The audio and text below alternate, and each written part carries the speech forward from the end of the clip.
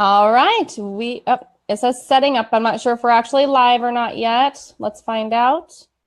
We are now live on our secret group of Transform. Now, dang it, I was going to ask you this before we got started. I know I'm going to butcher your name, so I'm just going to let you introduce yourself. Go for it. That is nothing new. My name is Brigitta Hoeferle. So try that for a start. Hoeferle. Hoeferle. Yeah, you got it. Yeah. So it's like her filet mignon. Exactly. Yeah. You know, I've had hopefully. I've never had her filet mignon, but yeah, that's exactly it. Awesome. I love the name Brigitta. Such a cool name. Now, where's that from?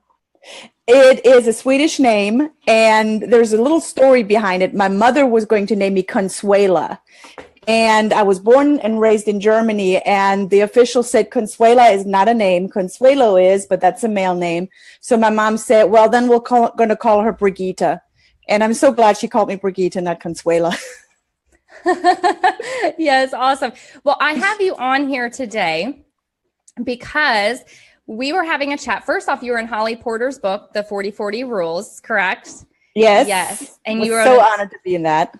Yes, you wrote such an awesome chapter, and your picture alone says, I have got to speak to this woman.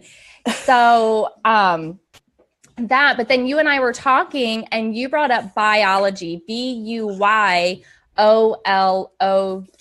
Did I spell that right? Buyology. Yeah, biology. And I love giving lessons in biology. My kids always get a kick out of that when I say that. Yes. So tell us more about Buyology and what that is all about. Yeah, sure. So it's a play on words, duh. It's the science of buying behavior. You know, when people say in order for more yeses, you need to get more no's. Well, that's really a myth and a lie, right? In order to get more yeses, you need to get more yeses. So understanding where people are coming from, you know, let me just give you a really quick background why I say what I'm saying.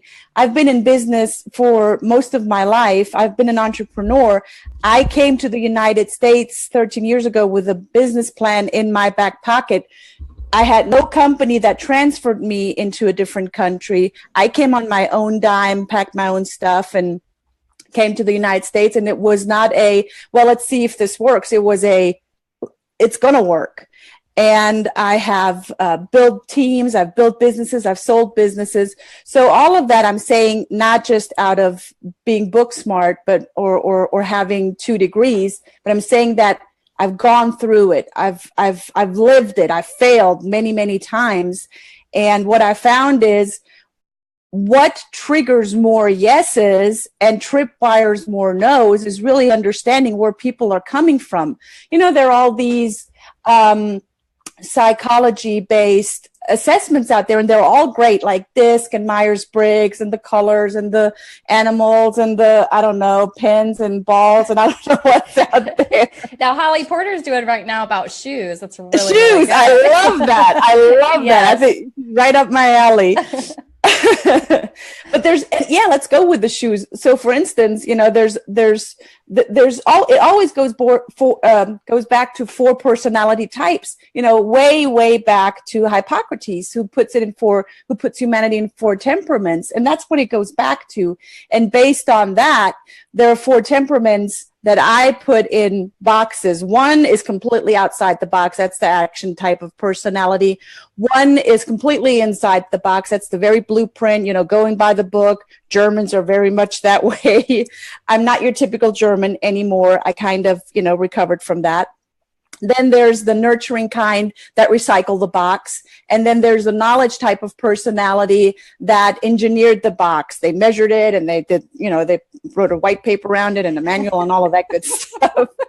That's my husband. That's my husband too. So see, now that we know where people are coming from and understanding them, we can ask better quality questions. We can build better rapport with them quicker. We can close a lot more sales deals. We can close a lot more other deals. You know, just me as a parent, I'm pretty sure you have kids, Elena, yeah? And a lot of other 4. Holy cow. Congratulations. Thank you. I got 2. But I mean, as parents, we're in the idea selling business. I have an idea of how that room is going to look like when it's clean, and I sell that idea, right? Yeah. Now, all of our children, everyone that we talk to, our spouses, our business partners, our team members, everyone that we come in contact with, they are all coming out of a different personality type and a different code. It's for me to make an effort to understand where they're coming from and not for them to understand where I'm coming from. And that's where a lot of, sales trainings and success trainings and all of that really go wrong. It's really about the other person. It's really not how to sell, but understanding why they buy. So understanding the other person. We've all met these salespeople that are just, try to shove it down your throat. No, please, don't be that person. Understand humanity, understand psychology in buying behavior, which is Buyology. So you can do a really good job in being of service, because that's really what it's all about. When you bring value and you are being of service, people buy from you. And then at that point, it doesn't matter what the price is. Price is only an issue in the absence of value. Awesome. I like that you brought up the 4 boxes. I have a book titled Are You Boxed In? And I created 4 different box personas, and it's the peeper, flipper, inspector, and warrior. So the peeper is a person in the box, and they cut a hole out of it, and they watch everything everybody else is doing, and they're the naysayers. They mock what everybody's doing, but they're never going to come out and do anything on their own. And then the flipper is they're flipping their lid open, and they might come out for a moment, but they're just so scared. They're going back in their box, and they're the ones who are just really cautious, like, oh, that's a good idea, but all this could go wrong, And then the inspector, they're out of their box more than they're in. So they want it so badly. They want to be the person with no box, which is what I call the warrior. But they can't, like when they're around a warrior, they're like, yes, I'm going to do it. They're the ones who go to that women's conference or whatever conference, and they go home and they're pumped up and they're excited. They're going to apply it. They're probably a business owner, but then they go home and tell their friends who are peepers or inspectors, and they're like, oh, well, maybe I should go back in the box. And so they never fully get to that warrior status. So love that you brought that up. The Buyology. So do you speak on Buyology? What is it exactly? What is your business? Yeah. Okay. So I do speak on Buyology. I actually created a program that's 4-dimensional communication, and it takes the codes of personality types of Buyology. So what I mentioned there, you put them in 4 codes: action, nurturer, blueprint, and knowledge. But then you also look, or I also look, and that's what I teach, on some other aspects. Like in NLP, you have the visual, auditory, kinesthetic, and auto-digital modalities that people communicate in. Then you have the EQ versus the IQ, the book smart versus the street smart kind of people. That's the 3rd level deep. And then the 4th level deep is the balances of humanity to the expert, to the expertise. And finding the balance in everything that you do. We're not just one box. We're not just one code. We're all of them. There's one dominant one, or maybe the first 2 are more dominant. And really, if it's value-based, and what I'm teaching is value-based, then it's your core. It's where you're coming from. It's the experiences that you've had. It's the choices that you make. It's the upbringing that you've had. And people ask me all the time, they say, so Brigitta, does my code change? Yes, it can change. If there's trauma in your life, if there's like a really cool life event, or a horrifying life event, where your values shift, where your belief system shifts, that's when your code shifts as well. My code shifts when I go from business into being a mother. So in business, I'm very action blueprint, and I go by the book, and it has to be done a very certain way. And I love systems and creating systems and going by systems and implementing systems and all of that. And as a mother, I had to learn, yes, systems are great, and the household runs a lot smoother when we have systems in place, but that's not always the way to go with kids. And so as a mother, my nurturer takes place of the blueprint. My action's always first, and I'm always a ready, fire, aim. I'm always a warrior, ready, fire, aim. Let's go. I have an idea. It's done. I love that you brought up systems, because one of the things I teach my clients who want to develop their own programs and even writing their public speaking speech is to follow a system. Our bodies is a system. The government is a system. Everything is run on a system, and it's what people know, like, and trust. And so people who are like, oh, I want to quit my 9-to-5 and become a coach, and they're more of just a reactive coach. It's, hey, give me a call, tell me all your problems, and we'll just, like we're doing now, we're dancing. To where if you had a system to show your client, hey, here's where you are now, here's a system I'm going to take you through, so here's what you're going to be when we're done. So you can show them the end all vision. So I love that you brought up systems. And also, what did you said something that triggered, you talked about we're a little bit of all of them. We're a little bit of all the different box types, all the different personalities. And I have a really great story I'd love to share with you if you don't mind. Yeah, share. I love stories. Good. My publishing company is called Otter Publishing New York, as you know, because I published your book. But everybody asked me, do you like otters? And the first time I was asked, I was like, I never even thought about it. So there's a story. I always say, do everything on purpose and for a purpose. So down to my company name, there's a story behind. So when I was in my early 20s, I was a hot mess. I was raised to be an entrepreneur. From the time I was 12, my mom and dad started training me to become an entrepreneur, reading books and going to conferences. And by the time I hit my early 20s, both of my brothers were extremely successful. My parents they were at like 13 grand a week in network marketing. And then I was the big loser of the family, a child out of wedlock on welfare. Like, I was such a loser at that time, watching them and going, I'm just not applying what I know. Like, there's really no excuse, because I wasn't a dumb person. I guess I was living off emotion. But anyways, my dad had us all come over and take a personality test. The entire family got the lion and the bear, or whatever that tiger, Sure, the animals. And I got the otter. And when it was my turn to reveal what I was, I couldn't even say it. I was just crying, like the tears and the big lump in your throat. I was like, I can't even speak. And they're like, what is wrong? And I was like, I'm just an otter. In other words, I'm never going to be successful like you guys, So it took a couple of years for me to get my act together, but I sat there one day, it's like, I love being an otter. It's that giving heart and generous and just really care about people.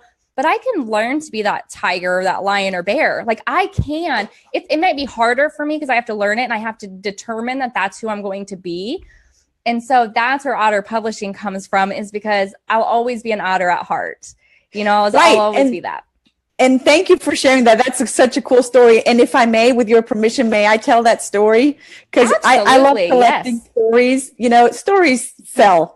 Facts tell, stories sell. And when you can make a point with a story, people will remember that forever and ever. I will remember. Now you have associated otters with Elena, with her personality. And in my book, that's a nurturer. And that's great to be a nurturer. It's great to be a bear. It's great to be a lion. It's great to be, a whale, a dolphin, whatever that is out there. There's no right or wrong.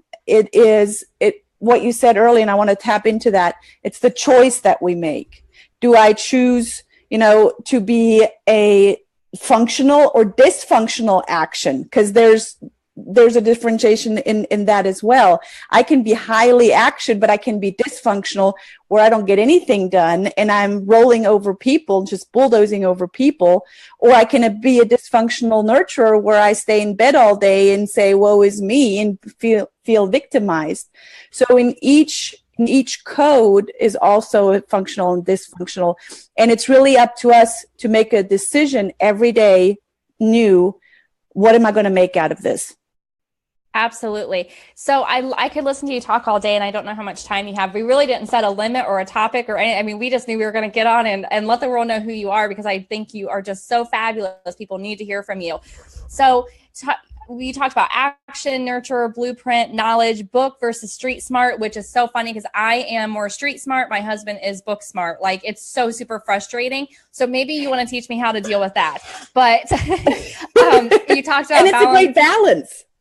Oh gosh, but sometimes it feels like tug of war, I tell you. Sometimes it is a good balance. You know what? We're redoing our front living room right now. It's down to the brick wall, literally no flooring, nothing. And that's where I'm super happy he's book smart and knows how to measure, because nope, not at all. You just know what it needs to look like afterwards. That's what you need to know. Yep. So talk to us. Can you pick one of these topics? Maybe, I know we talked about action and nurture quite a bit. Blueprint is more systems. I would love it if you could get into a little bit of that, because I teach my clients to build systems. Is there anything more that you could add to?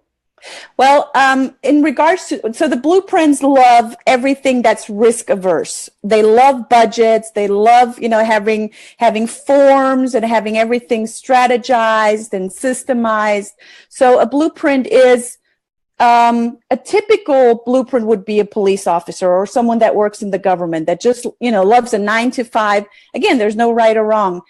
In regards to systems, what really came up for me earlier when you spoke about systems and what you teach, when I started a Montessori school, that was the business plan that I came to the United States with. And I started a Montessori school, had one toddler in one hand and was about to have a second one, our second daughter. And I got really overwhelmed. I had 2 babies, and my third baby was my business with 13 staff members. And it wasn't until I learned to systemize everything, because it was, as a business owner, and I'm pretty sure a lot of you can relate to that, it's all about, it comes back to me. It comes back, it's not all about me, but it comes back to me. I got to do it all. It's all in my head. It's, I'm the driving force behind of it.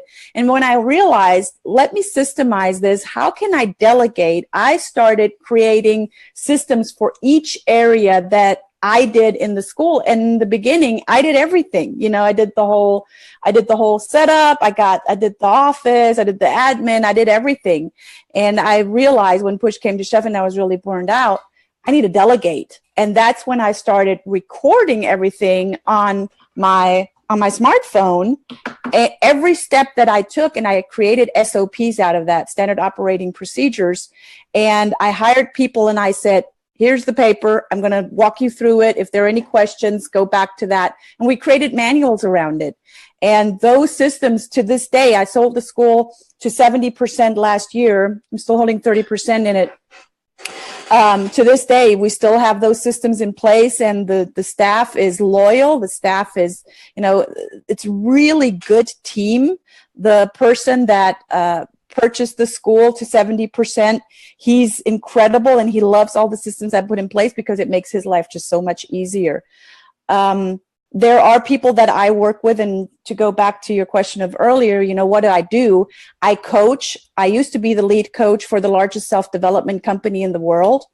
And I resigned from that about half a year ago, a little bit over, oh no, it's already July, so forget that, 9 months ago. This year has just been running. I speak on large stages. I'm about to leave for Vegas here in 4 hours.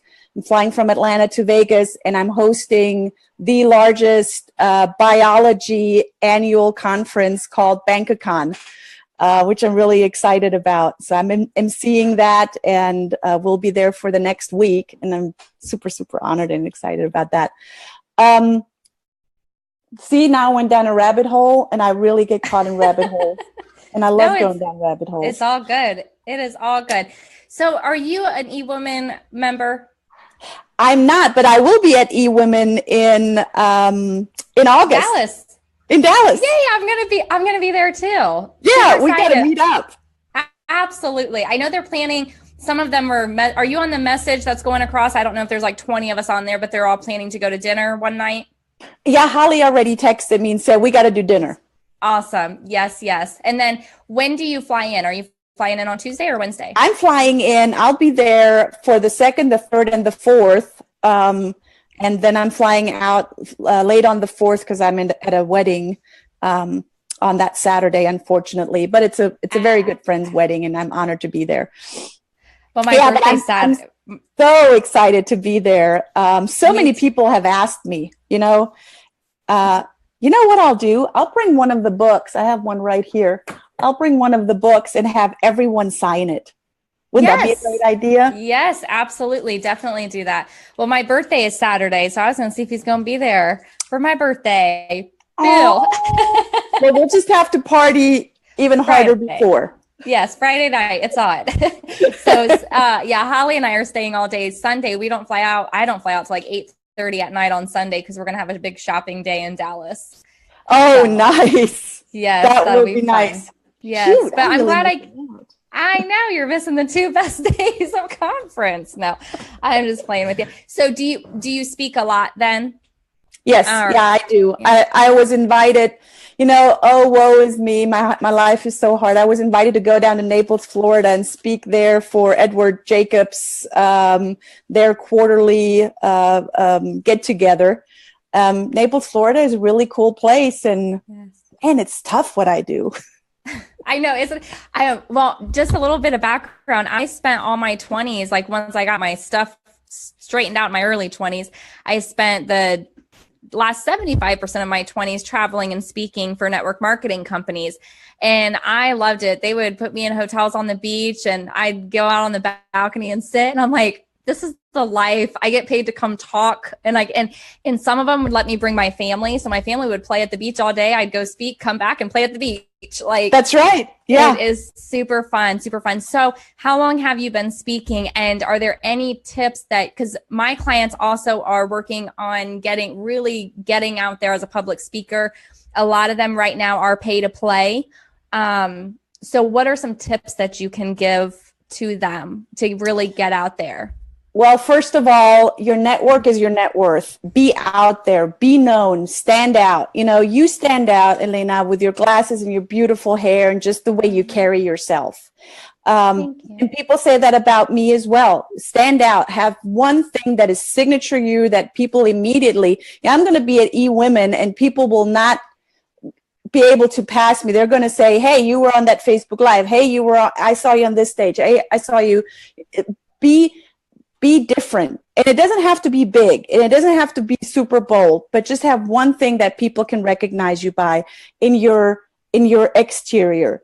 And the same goes for your speech. Be out there, meet people, don't meet a stranger. If you are a introvert, I get that a lot of people, are in speaking business and are still introverts, and that is okay. As long as you can say, I am an introvert and I'm still going out and having conversations with people.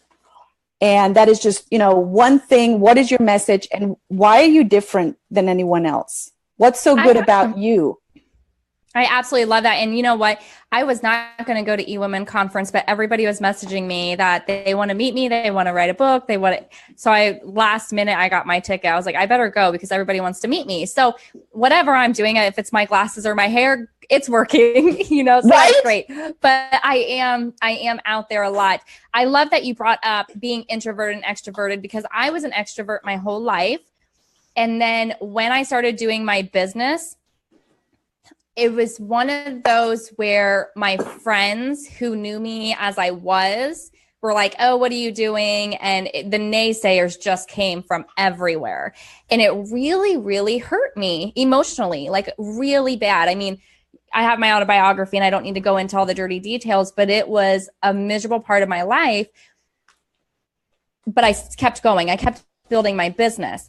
But then I became so business focused and business minded and shut the world out that now I found myself drowning as an introvert, that I want to hide behind my computer. I don't want to go out and network anymore. And I'm like, wow, what happened to me? But I'm very extroverted on camera and putting myself out there through social media. I just don't want to leave my office. So eWomen conference was my where did Elena go? I used to travel and go to conferences ever since I was 12 years old. This was my life. And for the last couple of years, I haven't. So eWomen conference will be my big, let's get back out there and go to conferences and mingle some more. So I really think, we talked about earlier about choosing who you want to be, whether it's your box persona, your animal persona, your shoe persona. to be balanced or well-rounded in all of them. So I think the same thing goes for introvert, extrovert. You know which one that you really want to be naturally. Like I naturally these days want to be introverted, but it doesn't mean I don't know how to be extroverted and that I can make the choice to be extroverted when I need to be. And so I think that's a great point that you brought up for the introverts to just find that balance in both and be both. Yeah, I agree. I totally agree. And if I may add something to that, I am a high extrovert and I can be in your face, you know, and I can, if I'm not careful and I wouldn't listen to you, I would bulldoze over you. But through all of the learnings that I have done over the past 20, 25 years, I learned to adapt to people that I talk to. So if I talk to a very, you know, meek, quiet spoken, introverted person, I will adjust my tonality. I will adjust my volume. I will adjust everything to match them. And then that's how you build rapport. You know, I did a webinar not long ago. I think it was a week before last. How do you build rapport? You match that. You first have to become aware of who you are and how you are out there and how people perceive you, so you can tone it down or tone it up. For some, it's toning down. For me, it's definitely toning down. For some, it's toning up. You know what? I'm glad you brought this up. You bring up so many great points. Holly Porter talks about this energy, and we all give off the energy and stuff. And you do feed off of other people's energy. And I'm the same way. Like with you, I feel like we bounce really well. We both have that. We're strong women. We're leaders. But we're not bulldozing each other over, to where some women who are leaders, I want to run for the hills as soon as they start speaking, because they bulldoze and it's almost like a power struggle with them, which I'm not trying to take any power, but you're definitely not giving me anything to work with either. You know what I mean? So right. I like that you brought that up, to pay attention to what is each other's energy and meet each other in an environment that's going to work for both personality styles. And yeah, so absolutely. Do you ever find that a certain energy can just drain you? Oh yeah, totally. I have, you know, I have a sister, and is that all you have to say? That's all I'm saying. I have a sister. That's awesome. And I finally had to. She's a high knowledge person, and I'm a high action person.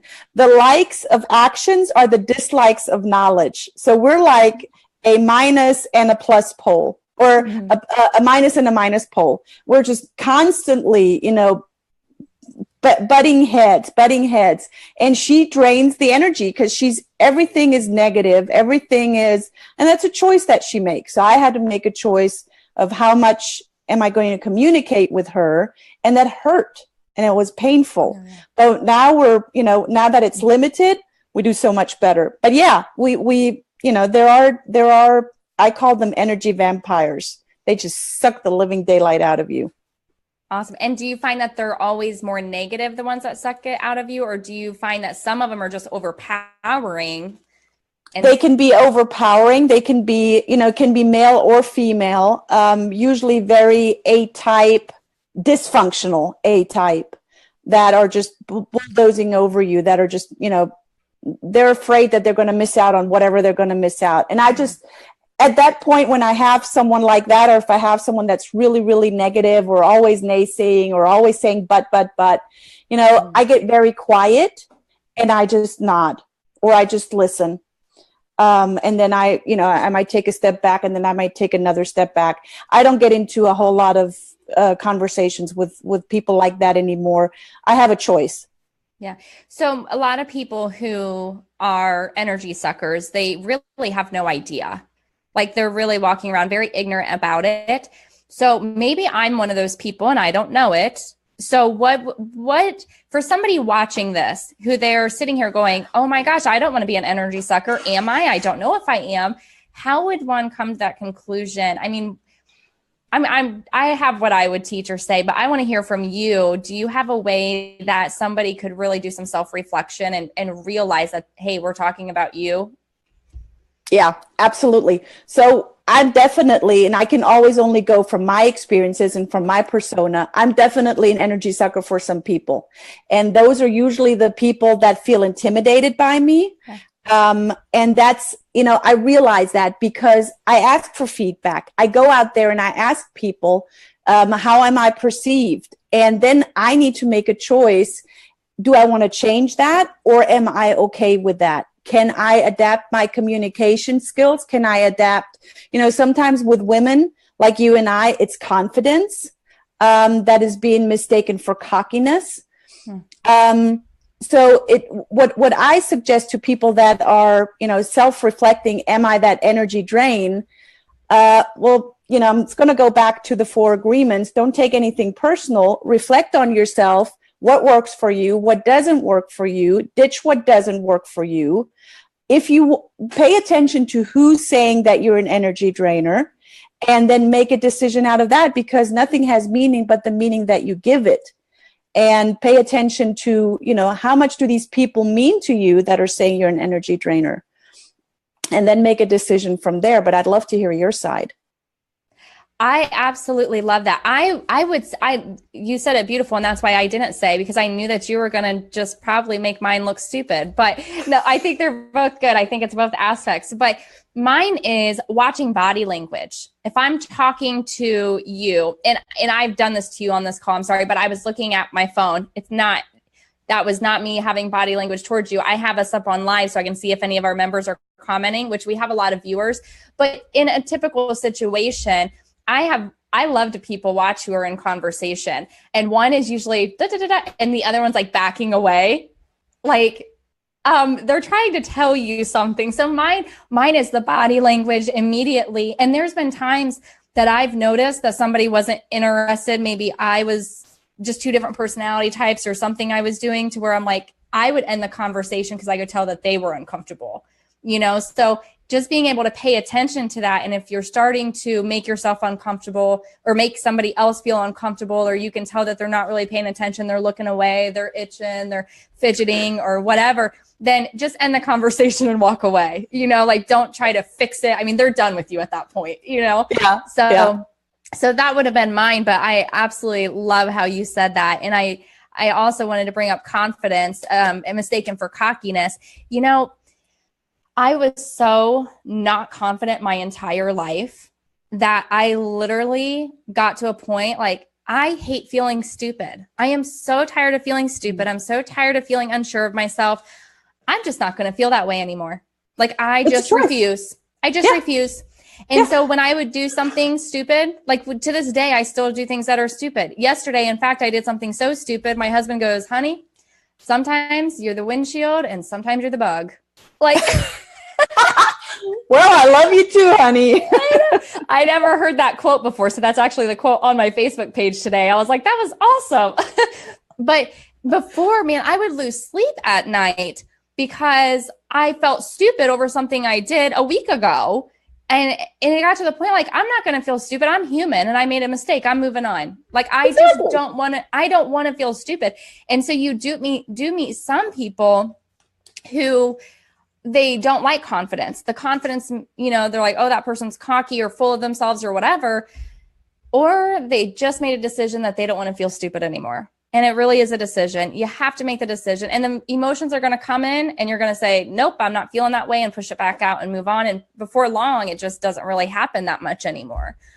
So yeah, totally agree. I work with a lady from Japan who's lived in the United States for probably 20 years, but she still has that that Japanese culture that women don't speak up, women don't stand up for other people. They're quiet. They're always, kind of looking down.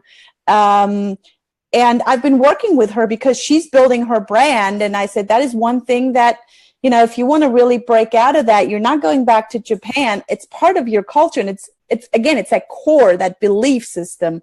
But if that's what you want to break out of, that's a conscious decision. And because it's so ingrained, you really got to put a lot of work and hard work into it to change that.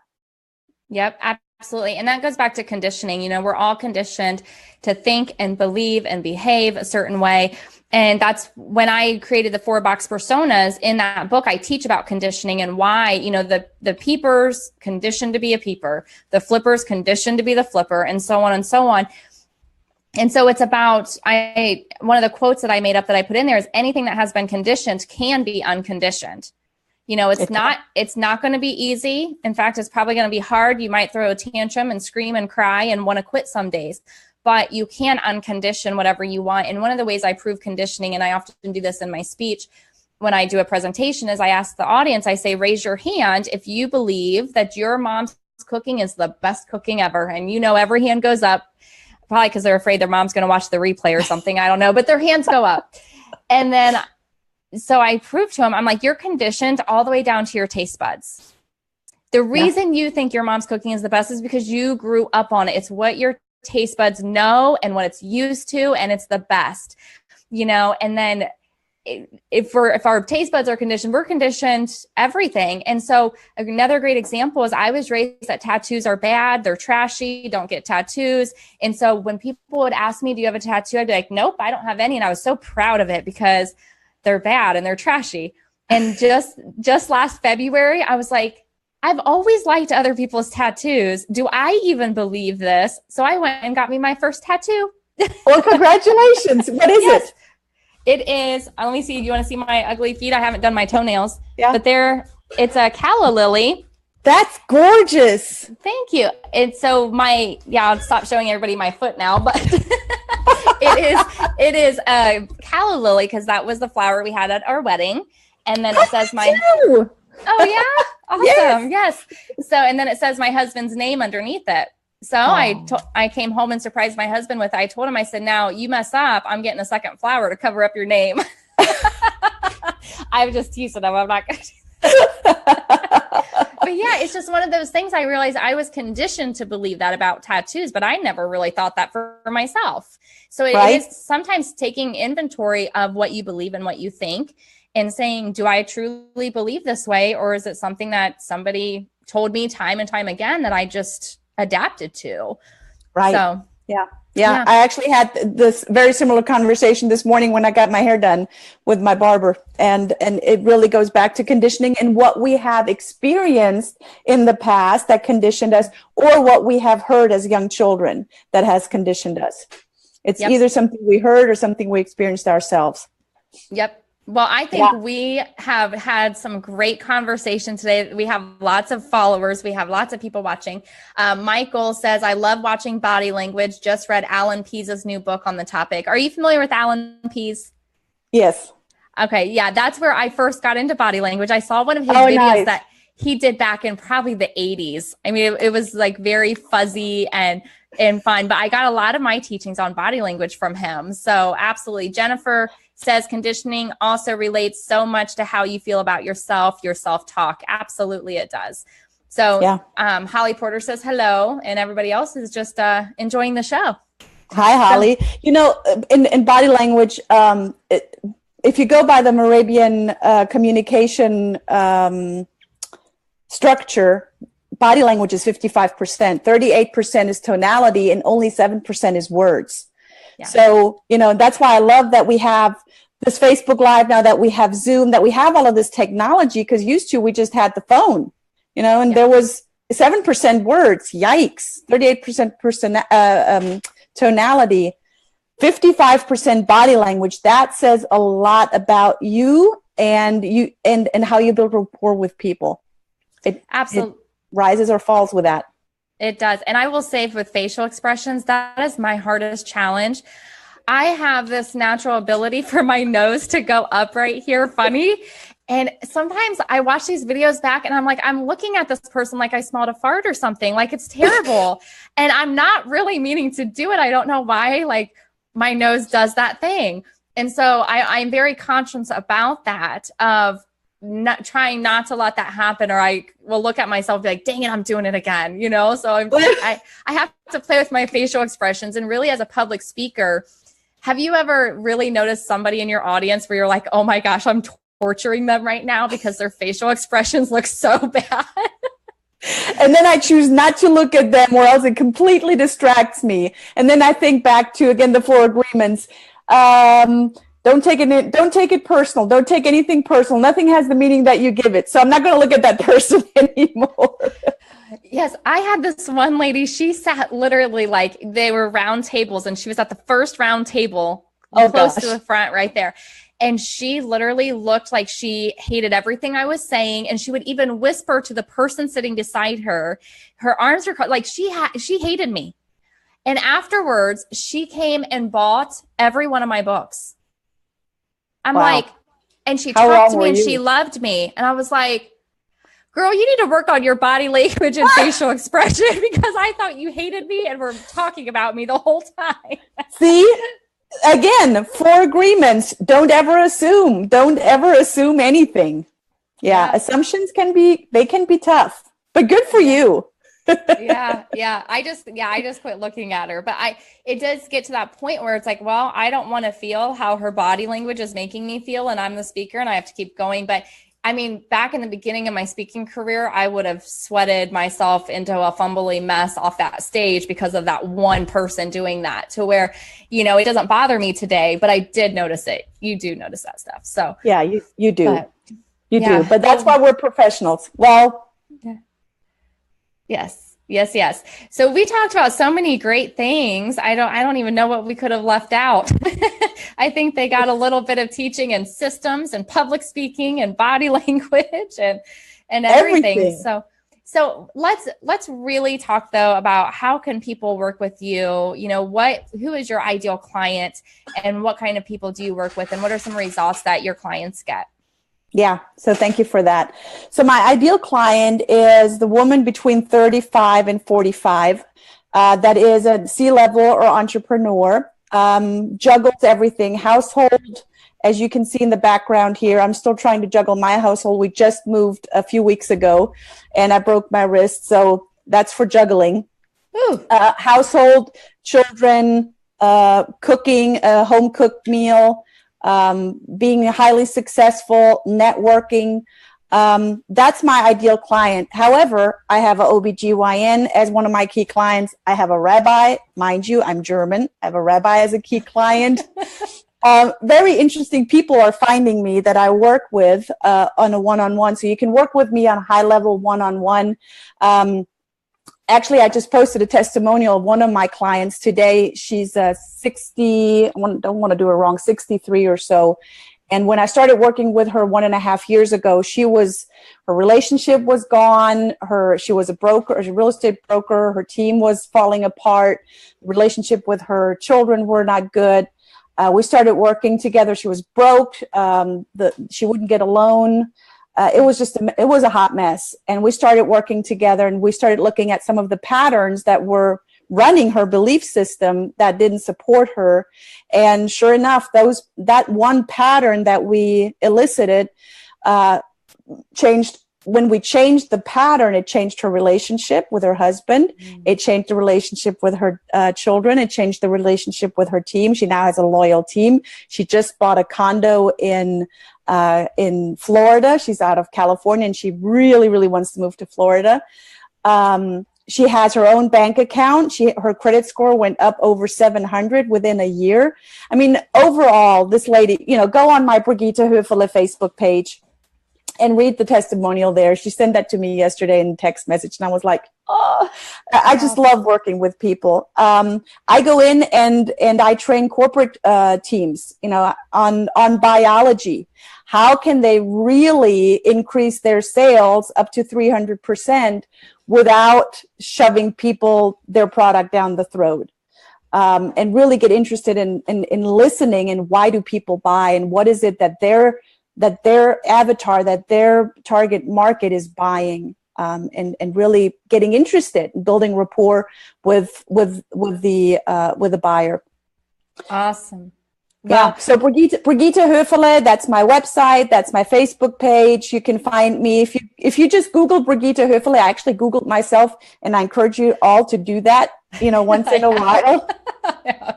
The first 4 pages is all me. I'm going, heck.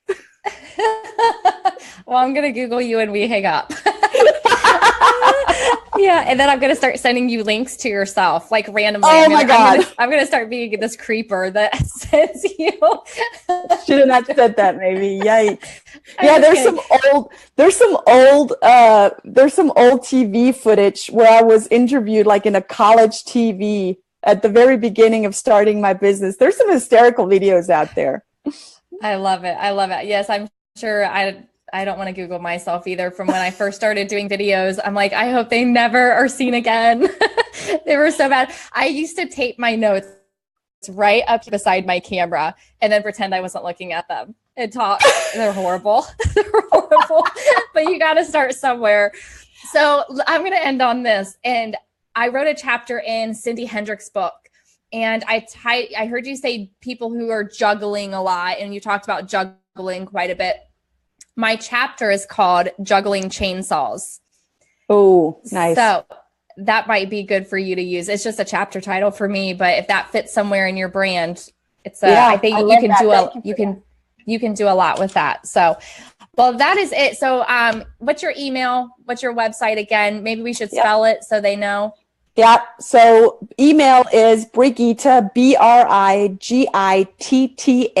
Brigitta, just like you say it, and then my last name, Hoef, as in Frank, Erle, Hoeferle.com. So Brigitta, my first name, Brigitta, at Hoef, as in Frank, Erle.com. That's my email. Shoot me an email. Love to hear from you. My website, BrigittaHoeferle.com, one word, just like you say it. Just spell it out. Brigitta Hoeferle, BrigittaHoeferle.com. That's my website, and same name on Facebook. Awesome. And LinkedIn and wherever. Yeah, what social media platforms are your favorite that you use? I really like Facebook. I'm getting to know Instagram a little bit more because my kids are saying, Mom, you need to be on Instagram. And done some Pinterest stuff as well. So I'm getting more into Pinterest and Instagram, but LinkedIn, definitely. I have a lot of followers on LinkedIn and Facebook. Awesome. I feel like that's the younger generation, definitely Instagram and Pinterest. Yeah. Instagram, I just don't get. Like, I hired a marketing company for 3 months to do my stuff, and they incorporated Instagram, but I don't understand it. I stick with Facebook. I put some tweets out there on Twitter, and then I post on LinkedIn. So those are my top 3. So Holly Porter says, good job, gals. I can't wait till we all go out and have a great old time in Dallas. It'll be a lot of fun. I am super excited. So, hey, well, I'll see you in a couple of weeks. We'll actually meet in person. I love it. Hey, thanks for having me on, Elena. This was really fun. Yes, right back at you. All right, well, we'll see you here in a couple of weeks. You have a good one. Take care. All right. Ciao. Bye.